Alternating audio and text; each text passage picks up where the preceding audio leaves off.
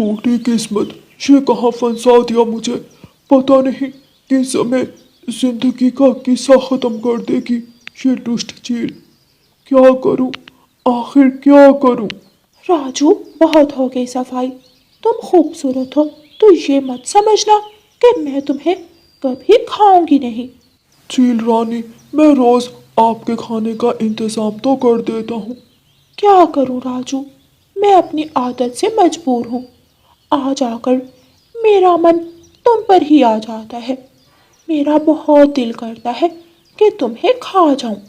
तुम्हारा मांस कितना स्वादिष्ट होगा। अ, अ, अ, चील जी, दोपहर हो गई है।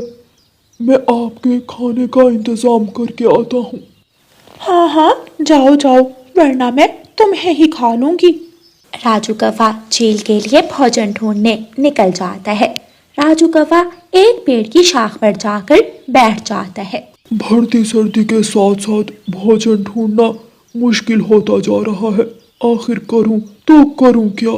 क्या फायदा मेरी इस सुंदरता का। मैं तो चील का गुलाम बनकर रह गया हूँ। राजू कौवा सारा जंगल घूम लेता है, लेकिन राजू को कोई शिकार नहीं मिलता। आज तो वो दुष्ट चील मुझे नहीं छोड़ेगी। लगता है आज दूसरे जंगल जाना होगा। राजू कौवा दूसरे जंगल पहुंच जाता है। अमरूद ले लो, अमरूद, ताजा ताजा अमरूद। गौरी, मुझे 1 किलो अमरूद दे दो। लाओ पैसे। गौरी, इतने महंगे अमरूद। ऐसे ताजा अमरूद मेरे ठेले के अलावा और कहीं नहीं मिलेंगे तुम्हें। लेने हैं तो लो, वरना जाओ यहाँ से। मेरा समय बर्बाद मत करो। राजू पेड़ की शाख पर बैठा सब देख रहा था। राजू कौवा गौरी के ठेले पर जाता है। काफी कैसे दे रही हो अमरूद। इतना सुंदर कौवा पक्षी, इसकी आंखें हाय कितनी प्यारी है। कहाँ खो गई आप काफी। कौवे जी, वैसे तो ये अमरूद 100 रुपए किलो हैं, लेकिन आप 50 रुपए किलो लेकर जा सकते हैं। लगता है अपनी सुंदरता को काम में लाने का समय आ गया है। ठीक है काफी, 1 किलो दे दो। मेरा नाम गौरी है। बहुत प्यारा नाम है आपका। गौरी ये सुनकर बहुत खुश हो जाती है। राजू और गौरी कौवी बातें कर रहे थे कि वहां कालू कौवा आ जाता है।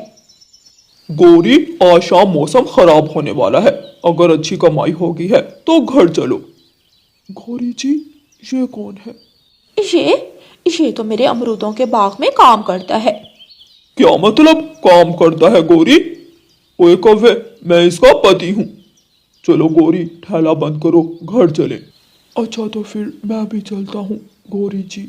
ऐसा कहकर राजू अमरूद लेकर चला जाता है। बहुत गलत समय पर आए तुम कालू। कितना सुंदर था वो कौवा पक्षी, मुझे उसका नाम भी पूछने नहीं दिया तुमने। गौरी, तुम मेरी पत्नी हो, ऐसे सुंदर चेहरों से धोखा मत खाओ तुम। कालू, मैं जा रही हूँ, ठेला समेट कर घर आ जाना। गौरी कौवी घर आकर आईने के सामने बैठ जाती है। सुबह तो बहुत सज संवर कर ठेला लगाऊंगी, वो कौवा पक्षी जरूर आएगा। राजू, कहाँ है आज का मेरा शिकार। चील रानी, क्या मैं वो लगा रखी है, और ये अमरूद क्यों उठा लाए हो। अब मैं क्या अमरूद खाऊंगी। चील रानी, मैं दूसरे जंगल गया था। वहाँ बहुत मोटी ताजी कौवी पक्षी है। वो बहुत स्वादिष्ट होगी। बस मुझे 1 दिन का समय दे, मैं उस कौवी को ले आऊंगा। बस कल का दिन राजू, उसके बाद तुम मेरे पेट में होगे। अगली सुबह गौरी कौवी आईने के सामने बैठी तैयार हो रही थी। गौरी, क्या तुम किसी की शादी में जा रही हो। कालू, तुम अपने काम से काम रखो और मेरे मामले में ज्यादा टांग ना उड़ाओ। गौरी कौवी ठेला लगाकर बैठ जाती है। पता नहीं वो कौवा पक्षी आ जाएगा भी या नहीं। रानू चिड़िया गौरी कौवी के ठेले पर अमरूद लेने आती है। गौरी बहन, मुझे 1 किलो अमरूद दे दें। गौरी अमरूद डालने लगती है। राजू आ जाता है। कैसी हो गौरी जी। इस रानू को भी इसी समय आना था। मैं तो बहुत अच्छी हूँ। आज तो गौरी जी आप बहुत सुंदर लग रही हैं। ये पक्षी कौन है, पहले तो कभी इसे मैंने अपने जंगल में नहीं देखा। ये लो रानो अपने अमरूद। रानू चिड़िया अपने अमरूद लेकर चली जाती है। आपने कल अपना नाम नहीं बताया। मेरा नाम राजू है। बहुत सुंदर नाम है आपका। गौरी जी, कल से जब से आपको देखा है मैं आपसे कुछ कहना चाहता हूँ। राजू जी, क्या कहना चाहते हैं आप?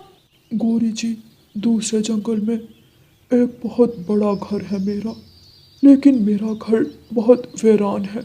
मैं चाहता हूँ आपके आने से मेरे घर में खुशियाँ आ जाएं। राजू जी, आखिर आप कहना क्या चाहते हैं? गौरी जी, मैं चाहता हूँ आप मुझसे शादी कर लें। गौरी शर्माने लगती है। राजू जी, इस तरह मैं कैसे हाँ कर सकती हूँ आपको? गौरी जी, आप जब तक चाहें सोच लें, मुझे कोई मसला नहीं। अच्छा, अब मैं चलता हूँ। शिकवी तो आज भी नहीं मानी, क्या करूँ? आज तो चील छोड़ेगी नहीं मुझे। तभी राजू को फाख्ता का बच्चा नजर आता है। लगता है आज इसी से काम चलाना पड़ेगा। राजू फाख्ता के बच्चे के पास जाता है।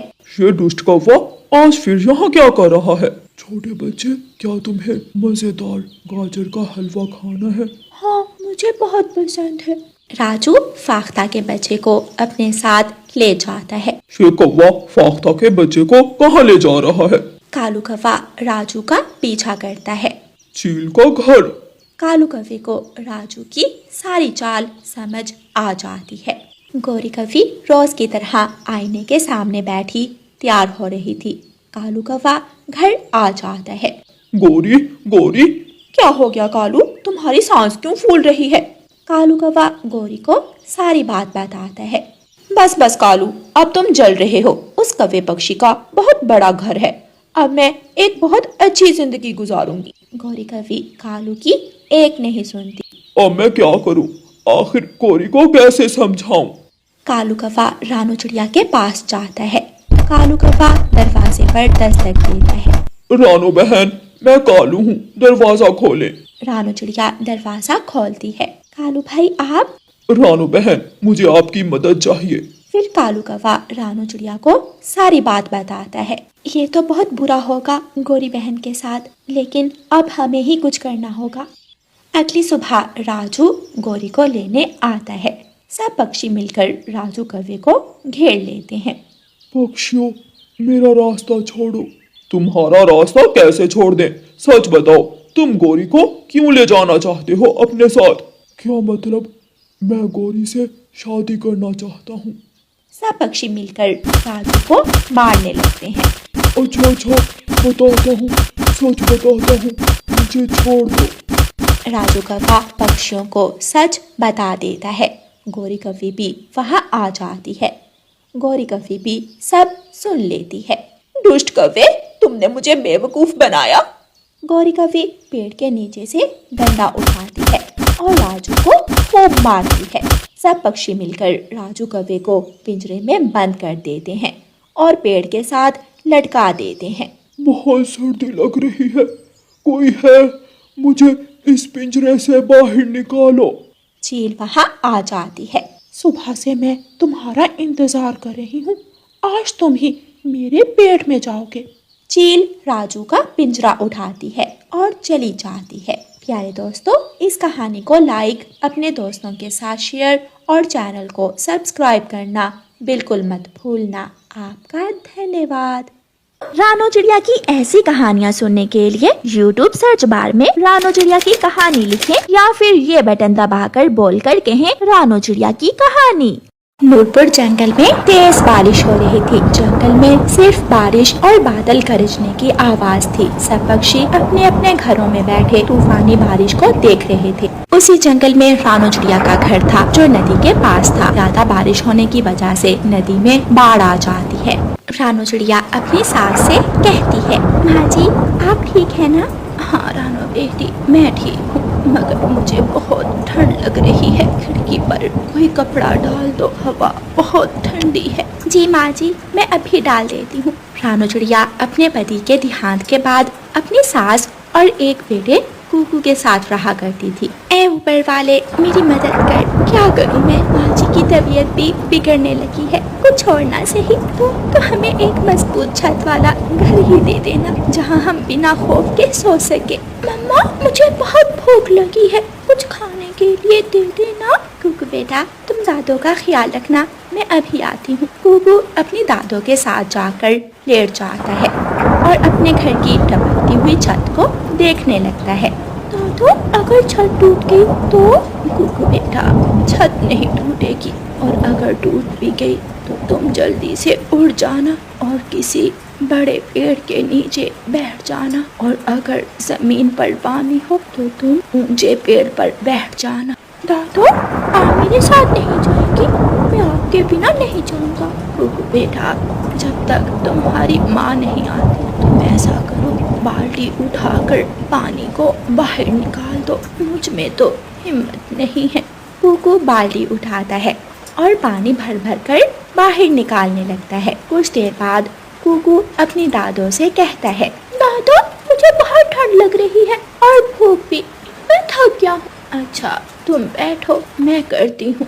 फिर कूकू की दादो पानी घर से बाहर निकालने लगती है। ठंड की वजह से कूकू की दादों की तबीयत बिगड़ती जा रही थी। रानो चिड़िया जंगल में मारे मारे फिर रही थी, मगर उसे कहीं भी कुछ खाने को नहीं मिलता। मुझे किसी के घर जाना चाहिए। रानो चिड़िया उड़ती है और कबूतर के घर जाती है। रानो चिड़िया दरवाजे पर दस्तक देती है। इस तेज तूफान में कौन हो सकता है बाहर? मेरी एक बात सुन ले, हमारा घर पहले ही कमजोर है, किसी को भी घर के अंदर लाने की जरूरत नहीं है, सुन लिया ना? अच्छा अच्छा ठीक है। कबूतर दरवाजा खोलता है। रानो बहन आप? हाँ कबूतर भैया, मेरा बेटा 2 दिन से भूखा है, प्लीज हमारी मदद करें, अगर कुछ खाने को है तो दे दे। रानो चिड़िया की बात सुनकर कबूतर खामोश हो जाता है। अगर खाना मांगा तो मेरी पत्नी तो मुझे ही खा जाएगी।